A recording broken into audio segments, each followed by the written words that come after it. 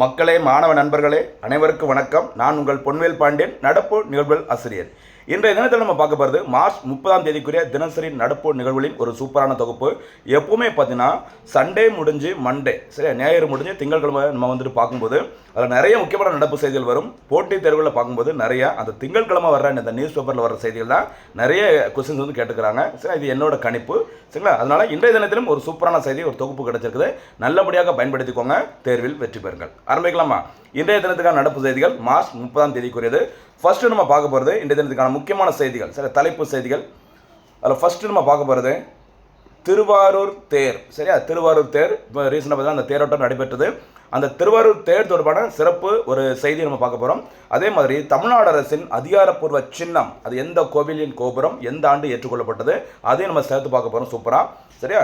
அதே மாதிரி சாகர் திட்டம், நீங்கள் நியூஸ் பேப்பரில் வந்த அந்த சாகர் திட்டம் அப்படின்னா என்ன, அதே மாதிரி முக்கியமாக மிஷன் சாகர் அப்படின்னா என்ன திட்டம், சாகர் மாலா திட்டம் அப்படின்னா என்ன திட்டம், மூணுமே வேறு. சரி, சாகர், மிஷன் சாகர், சாகர் மாலா மூணுமே வேறு வேறு. இதற்காக இது வந்து செய்தியில் வந்திருக்குது. இதனோட பயன் என்ன அப்படின்னு பார்க்க போகிறோம். அதுக்கப்புறம் இந்தியாவோட முக்கியமான ஒரு கூட்டு ராணுவ பயிற்சி, சார், இந்த LAMITA 2026 இந்த கூட்டு பயிற்சியை இந்தியா எந்த நாட்டோட மேற்கொண்டிருக்கிறாங்க. அதே மாதிரி சமீப காலங்களில், அதாவது கடைசியாக 2025 லாஸ்ட்டில் பார்த்தீங்கன்னா இந்தியா மேற்கொண்ட முக்கியமான கூட்டு ராணுவ பயிற்சி, மிலிட்டரி எக்ஸசைஸ் பார்க்க போகிறோம். அதுக்கப்புறம் இன்னொரு முக்கியமான செய்தி, ஆஸ்கார் விருது வழங்கப்படும் இடம் மாற்ற போகிறாங்க. சரிங்களா? ஏற்கனவே பார்த்தீங்கன்னா ஒரு இடத்துல வழங்கிட்டு இருக்கிறாங்க.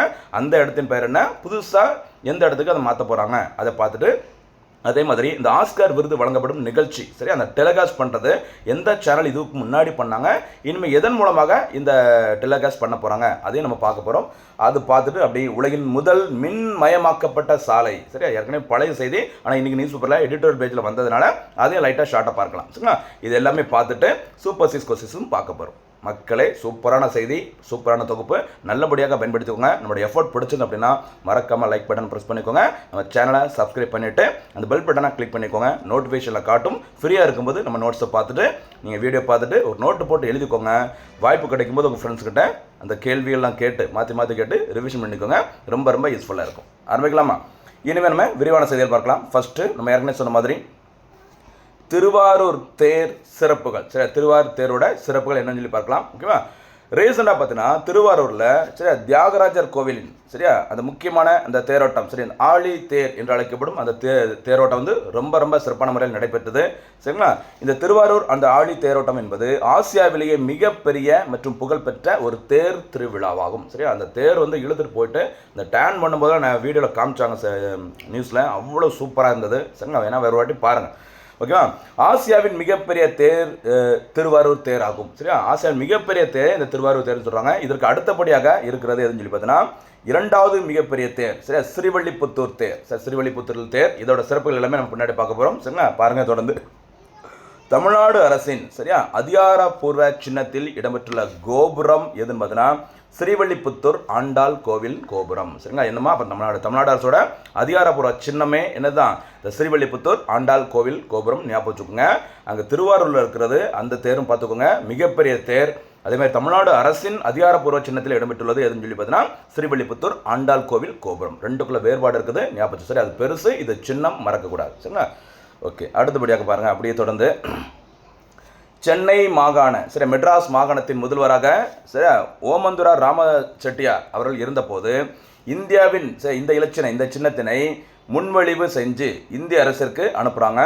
அதன் பிறகு தமிழ்நாடு அரசின் இலச்சினையாக, சின்னமாக 1949 ஜவஹர்லால் நேரு அவர்கள், ஓகேவா, இந்திய பிரதமராக இருந்தபோது ஏற்றுக்கொள்ளப்பட்டது. அப்போ தமிழ்நாடு அரசோட சின்னம் அந்த ஸ்ரீவில்லிபுத்தூர் ஆண்டாள் கோவில் கோபுரம் வந்துட்டு ஏற்றுக்கொள்ளப்பட்டது 1949. 48 சொல்லியிருப்பாங்க, 49 தான் ஏற்றுக்கொள்ளப்பட்டது, மறக்கக்கூடாது. சரியா?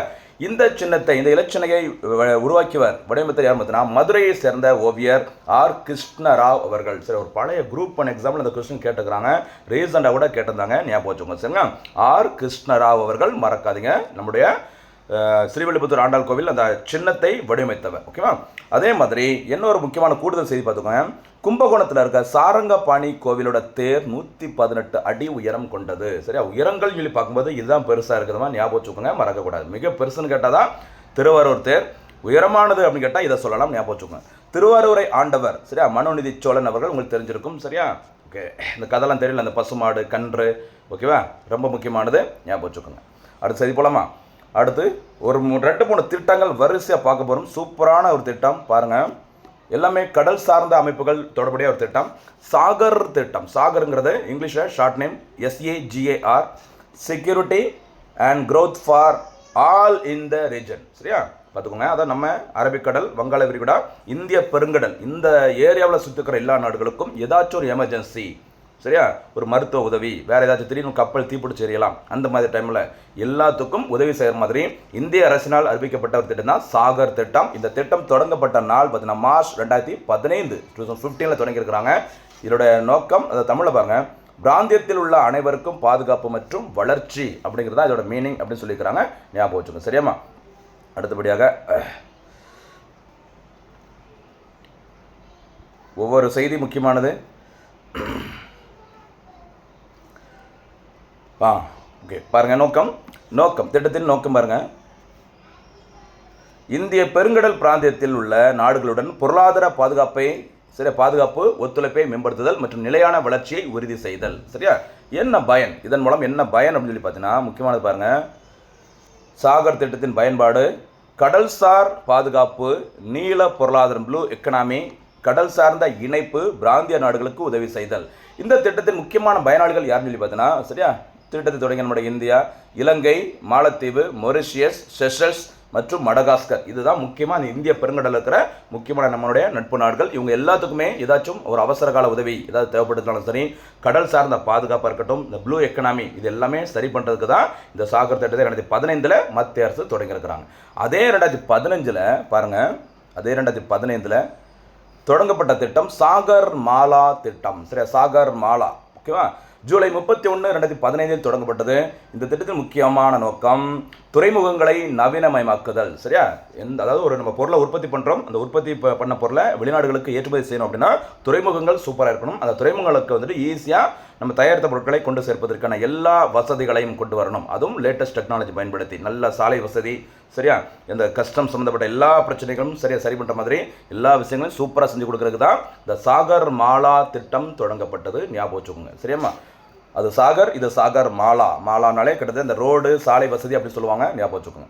அடுத்து மிஷன் சாகர். சரியா, அந்த மிஷன் சாகர் அப்படின்னா பாருங்கள், மே 10 2020, அந்த 2020 அப்படின்னாலே COVID-19 பயங்கரமாக பிரச்சனை போயிட்டு இருக்கும்போது, இந்த COVID-19 சமயத்தில் நம்மளுடைய நட்பு நாடுகளுக்கு தேவையான உணவு மற்றும் மருத்துவ உதவிகளை, சரியா, ஆயுர்வேத மருந்துகள், ஆக்சிஜன், செறிவூட்டப்பட்ட மருத்துவ குணம் கொண்ட அந்த ஆக்சிஜன்கள், இது எல்லாமே பார்த்தீங்கன்னா இந்திய கடற்படையின் மூலமாக மனிதாபிமான ஒரு அடிப்படையில் வழங்கப்பட்டது. சரிங்களா, அப்போ COVID-19 டைமில் நட்பு நாடுகளுக்கு இந்தியா அத்தியாவசிய மருந்துகள், உணவுப் பொருட்கள் எல்லாமே பார்த்தீங்கன்னா கப்பல்கள் மூலம், இந்திய கடற்படை மூலம் வழங்கினாங்க. அதுக்கு வச்ச பேர் தான் மிஷன் சாகர். அப்போ சாகர் அப்படிங்கிறது வேற, சரியா, மிஷன் சாகர் அப்படிங்கிறது வேற, ஞாபகம் வச்சுக்கோங்க. அப்புறம் சாகர் மாலா அப்படிங்கிறது வேற, கவனிச்சுக்கோங்க. செட்டாக கூட எக்ஸாமில் கேட்கலாம்.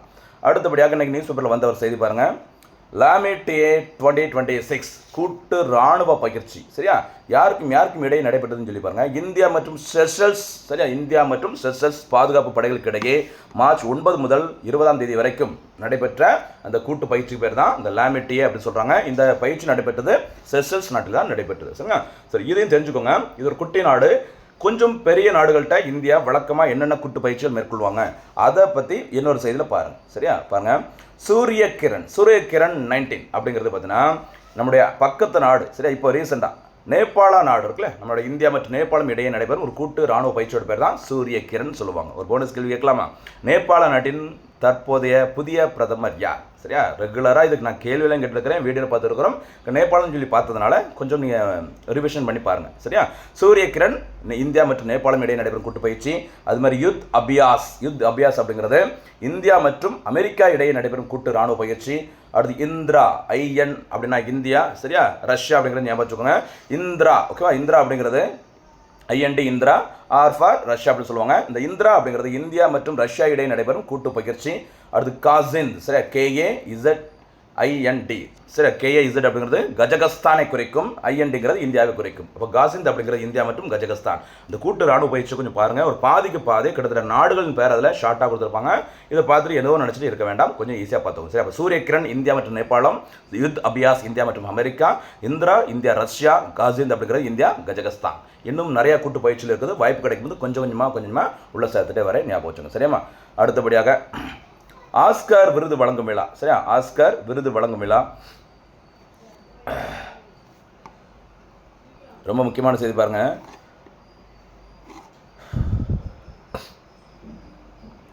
ஆஸ்கார் விருது வழங்கும் விழா, ஓகேவா, வழங்கப்படும் இடம் மற்றும் ஒளிபரப்பு சேனல் மாற்றம் செய்யப்பட்டுள்ளது. வழக்கமாக பார்த்தீங்கன்னா ஆஸ்கார் விருது வழங்கப்படும் இடம் எதுன்னு சொல்லி பார்த்தீங்கன்னா இந்த டால்ஃபி தியேட்டர். இந்த டால்ஃபி தியேட்டர் அப்படிங்கிறது அமைந்துள்ள இடம் சரியா Los Angeles, okay, American Los Angeles, அதாவது ஹாலிவுட்னு சொல்லுவாங்கல்ல, அந்த ஹாலிவுட்டில் இருக்கிற அந்த டால்ஃபி தியேட்டர் தான் எப்போவுமே பார்த்தீங்கன்னா இந்த ஆஸ்கார் விருது வழங்கும் நிகழ்ச்சிகள் நடைபெற்று வரும். சமீபத்தில் 98வது ஆஸ்கார் விருது வழங்கும் விழா நடைபெற்றதில்ல. ஒரு போனஸ் கேட்கலாமா? 98வது ஆஸ்கார் விருது வழங்கும் விழாவில் அதிக எண்ணிக்கையில் ஆஸ்கார் விருதுகளை குவித்த திரைப்படம் எது? இதற்கான பதிலாக போனஸ் கேள்வியாக சொல்லலாம். ஓகேவா, சரி. இந்த விழா இப்போ ரீசனாக 2026 முடிஞ்சிருக்குது. அடுத்து 27, 28, 29 வரைக்கும் சரிங்களா எங்கே தான் நடைபெறும்? இந்த டால்ஃபி தியேட்டரில் நடைபெறும். அதுக்கப்புறம் பார்த்தீங்கன்னா நடைபெறும் நிகழ்ச்சியானது லாஸ் ஏஞ்சல்ஸ் டவுனில் உள்ள பீகாக் தியேட்டர். சரி, அந்த பீகாக் தியேட்டரில் மாற்றப்படுக போகிறாங்க. ரொம்ப ரொம்ப முக்கியமானதுமா ஞாபகம் வச்சுக்கோங்க. ஏன்னா பல வருஷங்களாக இந்த நிகழ்ச்சி அங்கே நடைபெற்று வந்தது. அதற்கான ஒப்பந்தம் ரீசனாக முடிஞ்சிருக்கு. 2002ஆம் ஆண்டு முதல் நடைபெற்று வந்த இந்த டால்ஃபி திரையரங்கின் ஒப்பந்தம் முடிவடைவதால் 101வது, அப்போ 100 வரைக்கும் இங்கு நடைபெற உள்ளது. 101வது ஆஸ்கர் வழங்கும் விழாவானது சரிங்களா எங்கே நடைபெற உள்ளது? பீகாக் தியேட்டர், மறந்துடாதீங்க. சரியா, பீகாக் நம்முடைய என்ன, ஓகேவா, எல்லாம் சொல்லி டைம் போயிட்டு இருக்குது. ஒளிபரப்பு மாற்றம், அதே மாதிரி அந்த இடம் மாற்றுற மாதிரி இந்த டெலிகாஸ்ட் பண்ணுற அந்த சேனலை மாற்றுறாங்க. வழக்கமாக 50 ஆண்டுகளாக ஏபிசி என்ற நிறுவனத்திடம் இருந்த இந்த நேரடி ஒளிபரப்பு உரிமையானது 2029ஆம் ஆண்டு முதல் யூடியூப், எல்லாமே யூடியூப்பில் வரப்போகுது. சரியா, பார்த்துக்கோங்க, நல்லா பயன்படுத்திக்கோங்க யூடியூப்பை. நம்ம கரண்ட் அஃபேர்ஸை நல்லா பார்த்துக்கோங்க. சரியா, இப்போ யூடியூப் மாற்ற போகிறாங்க அந்த ஆஸ்கர் விருது வழங்கும் நிகழ்ச்சி. அடுத்தபடியாக உலகின் முதல் மின்மயமாக்கப்பட்ட சாலை. இன்றைக்கி எடிட்டர் பேஜை சூப்பராக போட்டிருந்தாங்க. இதெல்லாம் இந்த சுற்றுச்சூழல் பாதுகாப்பு சரியா எல்லா விஷயங்களுக்கும் ரொம்ப ரொம்ப யூஸ்ஃபுல்லாக இருக்கும். ஞாபகம் வச்சுக்கோங்க. தொடங்கப்பட்ட இடம் ஸ்வீடனில் அந்த ரோடுக்கு பேர் பாருங்கள், ஈரோடு அர்லண்டா. சரி, ஈரோடு அர்லண்டா அப்படிங்கிற பேரில் தான் அந்த இடம் அமைஞ்சிருக்குது. தொழில்நுட்பம், மின்சார வாகனங்கள் செல்லும் பாதையில் 2 கிலோமீட்டர் நீளத்திற்கு மின்சார தண்டவாளங்கள் எலக்ட்ரிக் ரெயில்ஸ் பதிக்கப்பட்டுள்ளன. செயல்பாடு, வாகனம் இந்த தண்டவாளத்தின் மீது செல்லும் போது அதற்கு அடியில் உள்ள மூவபிள் ஆர்ம்ஸ், சரி, மூவபிள் ஆர்ம் மூலமாக மின்சாரம் எடுத்து அந்த வாகனம் சார்ஜ் ஆகிறது. அப்போ உலகின் முதல் மின்மயமாக்கப்பட்ட ஒரு சாலை திறக்கப்பட்டுள்ள நாடு ஸ்வீடன். ஞாபகம் வச்சுக்கோங்க, ரொம்ப ரொம்ப முக்கியமானது. சரிங்களா, அடுத்து போலாமா? அடுத்தபடியாக இன்றைய தினத்திற்கான சூப்பர் 6 கேள்விகள். முதல் சூப்பர் 6 கேள்வி, தமிழ்நாடு அரசின் அதிகாரப்பூர்வ சின்னம் எது? இரண்டாவது சூப்பர் 6 கேள்வி, சாகர் திட்டத்தின் விரிவாக்கம் என்ன? மூன்றாவது சூப்பர் 6 கேள்வி, சாகர்மாலா திட்டம் எப்போது தொடங்கப்பட்டது? அதோட நோக்கம் என்ன? சேர்த்து சொல்லுங்கம்மா. அடுத்து லாமிட்டியே 2026 கூட்டு இராணுவ பயிற்சியை இந்தியா எந்த நாட்டுடன் மேற்கொண்டது? ஐந்தாவது சூப்பர் 6 கேள்வி, ஆஸ்கார் விருது வழங்கப்பட உள்ள புதிய இடத்தின் பெயர் என்ன? ஆறாவது சூப்பர் 6 கேள்வி, உலகின் முதல் மின்மயமாக்கப்பட்ட சாலை எந்த நாட்டில் திறக்கப்பட்டுள்ளது? இதற்கான பதில்களை அருமையான முறையில் சொல்லிட்டே வாங்க. மறக்காமல் நோட்டு போட்டு எழுதிக்கோங்க. ஸ்கிப் பண்ணாமல் பாருங்கள் மக்களே. சரிங்களா, ஏன்னா அதில் அவ்வளோ எஃபோர்ட் போட்டு எடுக்கிறேன். சரிங்களா, நல்லா பயன்படுத்திக்கோங்க. உங்களுக்கான அரசு பணியை நீங்களே உறுதி செஞ்சுக்கோங்க. மீண்டும் சந்திக்கலாம். நன்றி, வணக்கம்.